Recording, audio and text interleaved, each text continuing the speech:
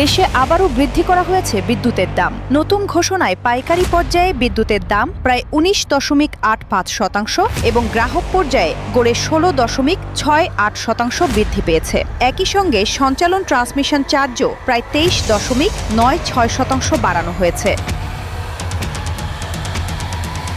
নতুন এই tariff June মাস থেকেই কার্যকর হবে। নতুন মূল্য তালিকা অনুযায়ী আবাসিক গ্রাহকদের ক্ষেত্রে ইউনিট প্রতি বিদ্যুতের দাম বিভিন্ন ধাপে 69 পয়সা থেকে 2 টাকা 74 পয়সা পর্যন্ত বৃদ্ধি পেয়েছে। সবচেয়ে কম বিদ্যুৎ ব্যবহারকারী লাইফলাইন গ্রাহকদের ইউনিট প্রতি দাম 4.63 টাকা থেকে বেড়ে 5.32 টাকা হয়েছে। অন্যদিকে 600 ইউনিটের বেশি ব্যবহারকারীদের ক্ষেত্রে প্রতি ইউনিট বিদ্যুতের দাম 14.61 টাকা থেকে বেড়ে 17.35 টাকায় পৌঁছেছে। এছাড়া কৃষি, শিক্ষা প্রতিষ্ঠান, হাসপাতাল, শিল্প ও বাণিজ্যিক খাতেও বিদ্যুতের দাম বৃদ্ধি করা হয়েছে। ফলে উৎপাদন খরচ বাড়ার আশঙ্কা করছেন ব্যবসায়ীরা।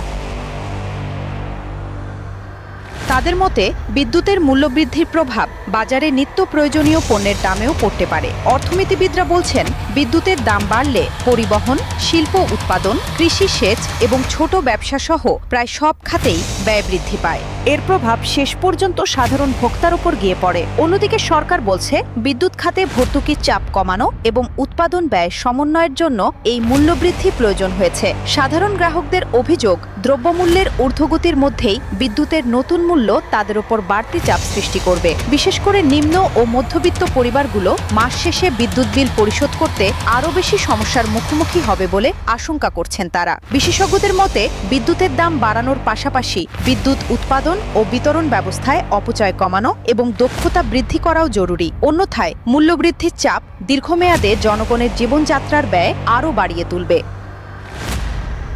News desk, Chittagong.